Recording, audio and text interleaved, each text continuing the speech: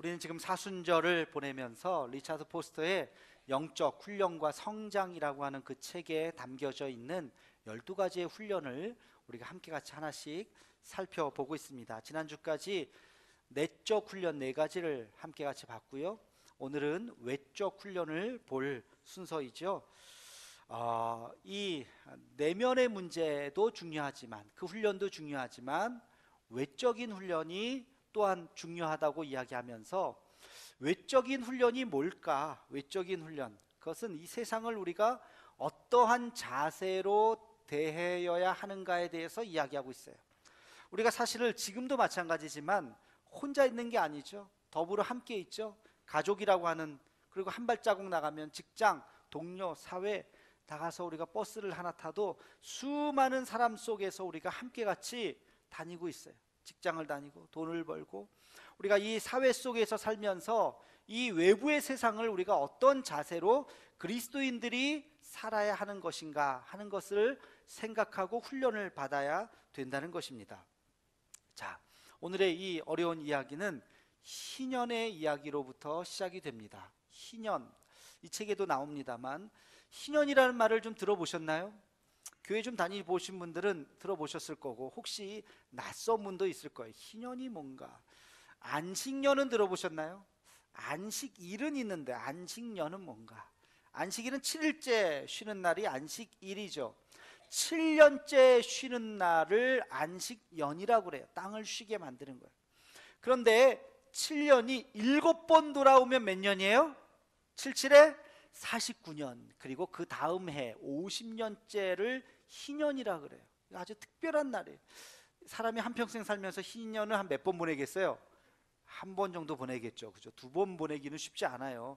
한 번 정도, 일생에서 한 번 맞이하는 희년이라고 하는 독특한 율법이 구약에 나옵니다. 이때는 뭐 하냐면 50년 전으로 돌아가서 다 원상복귀하는 거예요. 똑같이 50년 동안 부지런한 사람, 또 그런 사람들 농사 많이 지어서 돈을 많이 벌었겠죠. 땅도 더 많이 샀겠죠.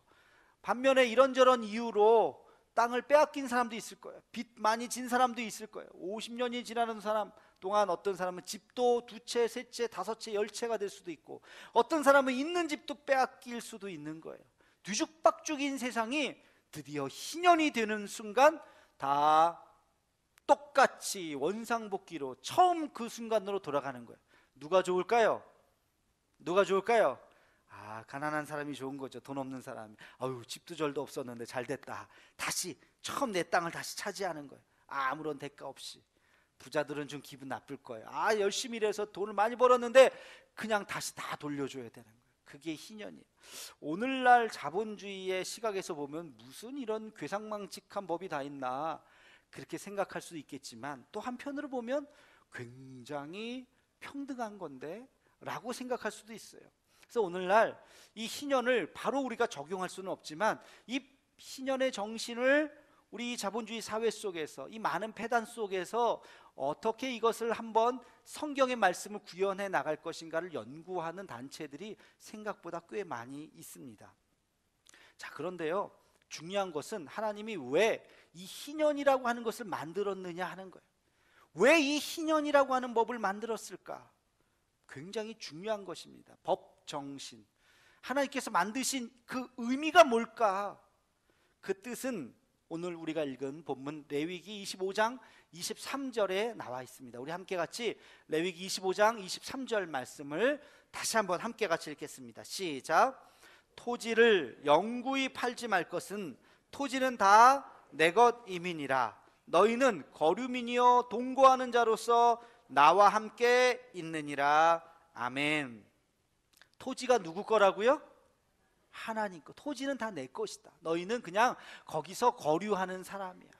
다시 말하면 사용자야. 소유자가 아니야. 여러분, 소유자와 사용자를 잘 구분하셔야 돼요. 사용자는 그냥 쓰는 사람이에요. 그러나 그 사람 게 아니에요. 소유는 그 사람 게 아니라는 거예요. 여러분, 이 소유의 문제를 지금 이야기하고 있어요. 희년은 땅은 하나님의 것이다. 너 것이 아니다. 땅뿐이겠습니까?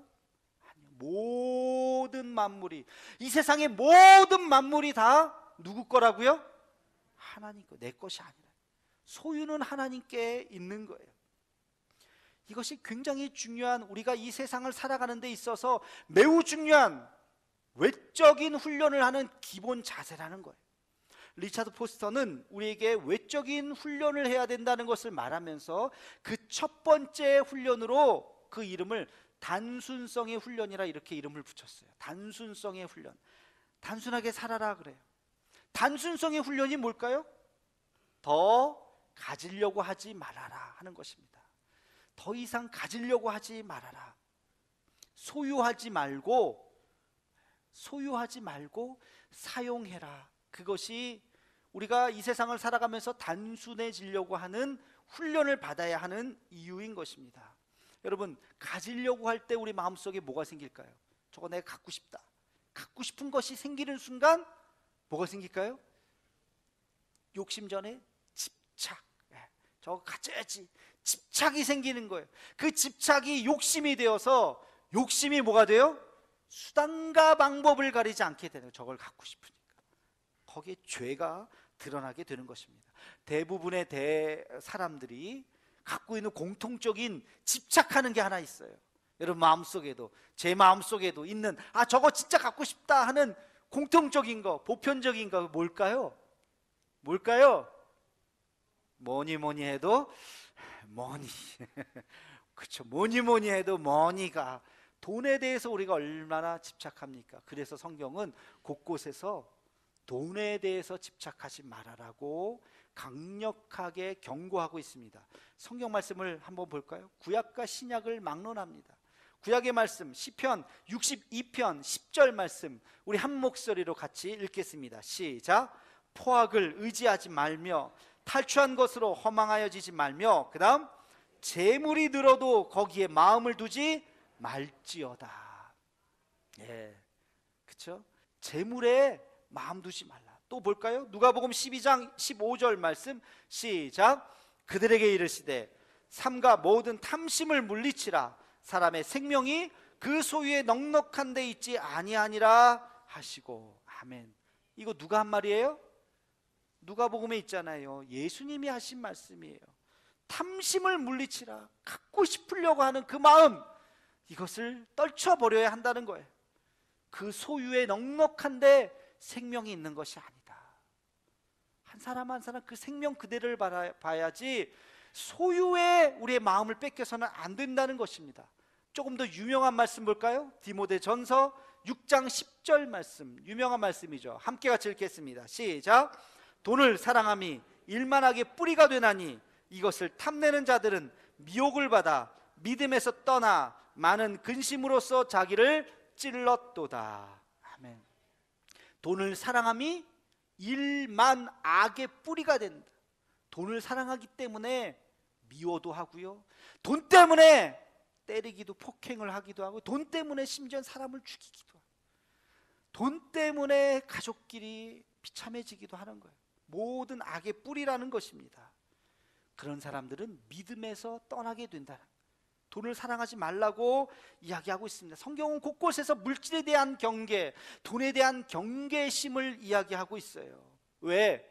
거기에 우리의 마음이 뺏겨서 결국엔 우리의 인생조차 다 빼앗기니까. 10억, 50억, 100억이 웬 말입니까? 500억이 웬 말입니까? 심지어는 몇 조 단위, 그게 무슨 의미가 있겠습니까? 더 가지려고 하다가 인생 다 허비하고 마지막에 아무 의미 없는 삶을 살아가게 된다는 것입니다. 그러면 물질을 멀리해야 되나요? 꼭 그런 것은 아니에요. 리차드 포스터도요, 물질을 멀리하라고 하는 금욕주의를 또 경계하라고 이야기합니다. 세상을 물질과 정신으로 딱 구분하고, 물질은 이거는 다 허무한 거야, 버려야 돼, 돈 벌지도 마, 이렇게 생각하는 것도 잘못됐다는 거예요. 정신만 막 추구해, 이것도 잘못됐다는 거예요. 여러분, 물질이 잘못된 게 아니죠. 하나님 우리에게 복을 주십니다. 우리가 잘 살기를 원하십니다. 우리가 풍족하게 나누기를 원하십니다. 중요한 것은 집착하지 말라는 거예요. 너무 거기에 집착해서 돈 하면서 살지 말라는 것입니다. 그 순간 우리에게 악한 마음이 들어오는 거예요. 거기에 집착하는 순간, 내가 이것을 갖고 싶은 마음이 드는 순간 사람들은 수단 방법을 가리지 않게 되는 것입니다. 그래서 이 문제를 해결하기 위해서 우리에게 어떤 훈련을 해야 되느냐, 외부 세계에 대해서 우리가 훈련해야 되는 그 첫 번째, 단순성을 훈련하라고 이야기합니다. 단순하게 살라는 거예요. 복잡하게 살지 말라는 거예요. 쉽게 얘기하면 뭐예요? 있으면 있는 대로 감사하고, 없으면 없는 대로 감사해라. 그게 단순한 거예요. 여러분 좀 있으세요? 없으세요? 나는 좀 있네 하시는 분 한번 손 들어보실래요? 나는 좀 좀 가졌네. 나는 좀 없네 하시는 분, 있거나 없거나, 그죠? 둘 중에 하나죠. 있거나 없거나. 있으면 감사한 거죠. 부끄러운 거 아니에요. 감사한 거죠. 있는데 하나님 나에게 은혜를 주셨어요. 감사해요. 있는 대로 감사하고, 없으면 또 없는 대로 감사한 거예요. 없는 대로 감사하는 거예요. 이 단순성을 우리의 삶에 어떻게 적용할 수 있느냐, 제가 한 3가지로 정리를 해봤습니다. 우리의 삶이 외부에 대해서 이 세상을 살아가면서 단순하게 살기 위해서 3가지의 마음 자세가 필요하다. 첫 번째는 지금 말씀드리는 거예요. 어떻게 살아라? 자족하며 살아라. 우리 한번 따라해 볼까요? 자족하며 살자. 자족은 뭐예요? 스스로 만족하는 거. 이만하면 됐지.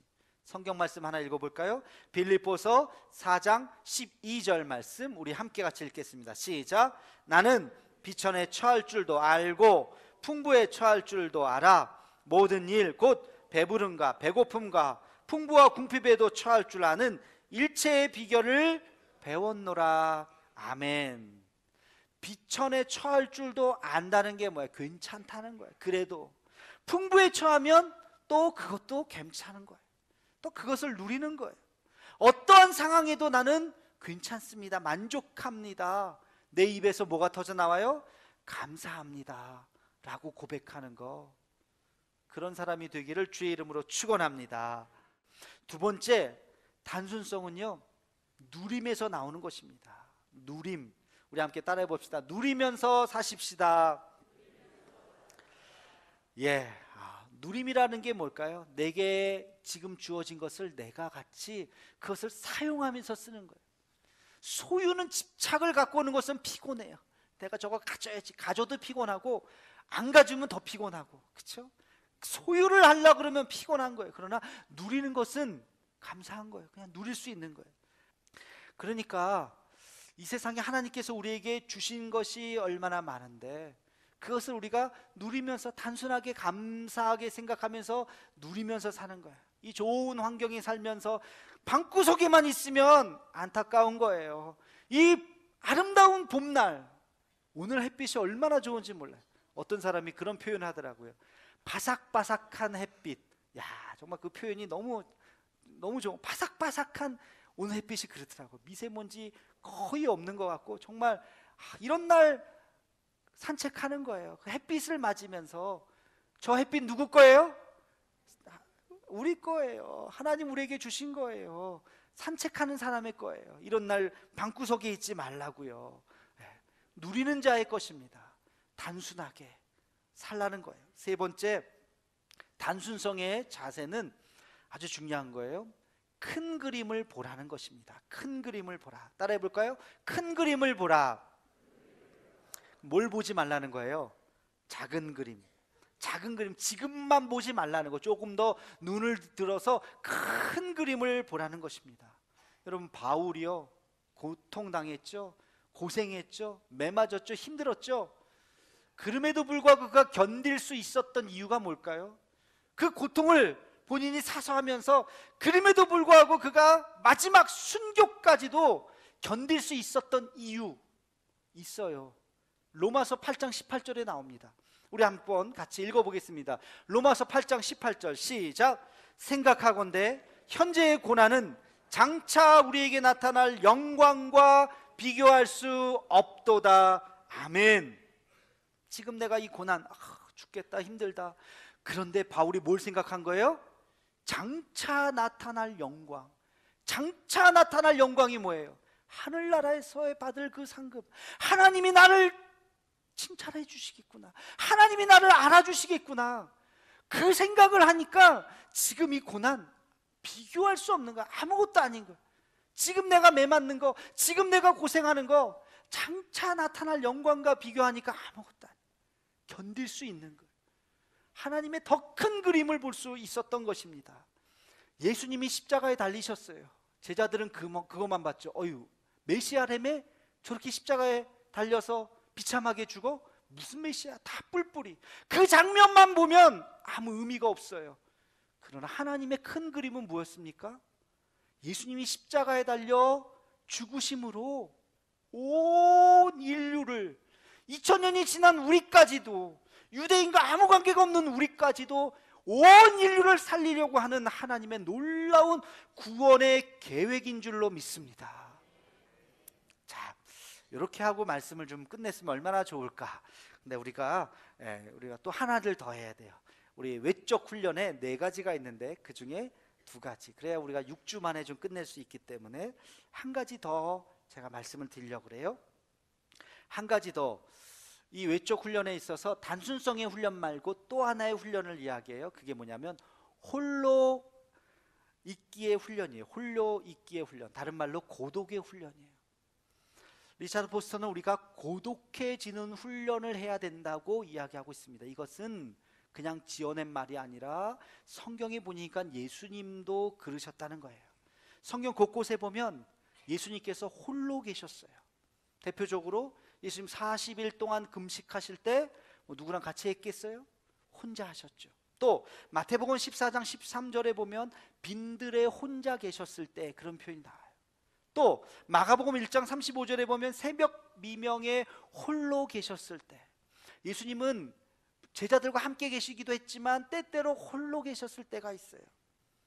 디트리 보네퍼는요, 함께 사는 생활이라고 하는 책을 쓰면서 중요한 얘기를 합니다. 함께 있기 위해서는 홀로 있어야 한다고 이야기해요.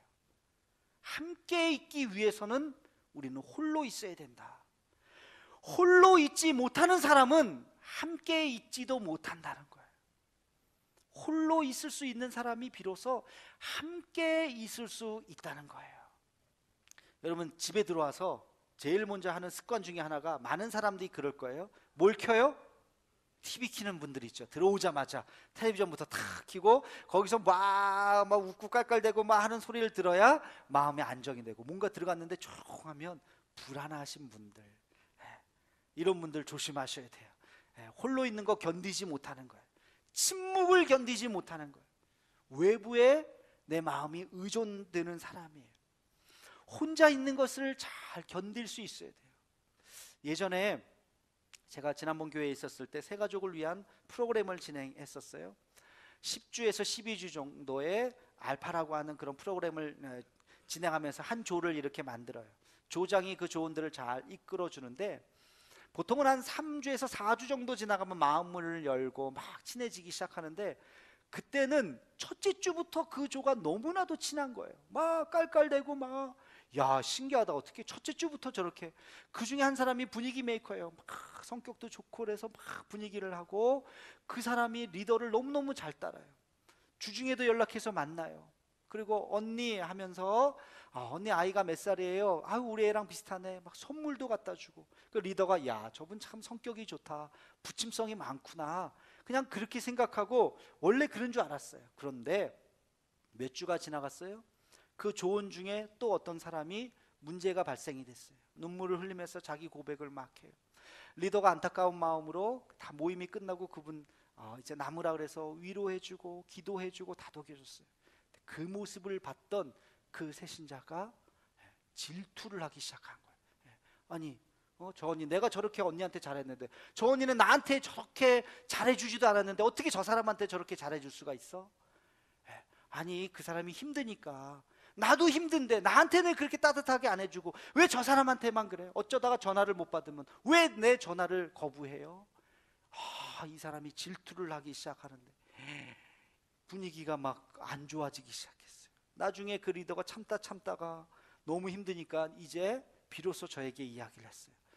그래서 거기를 어떻게 겨우겨우 수습을 했는데, 그때 우리가 한 가지 깨달았어요.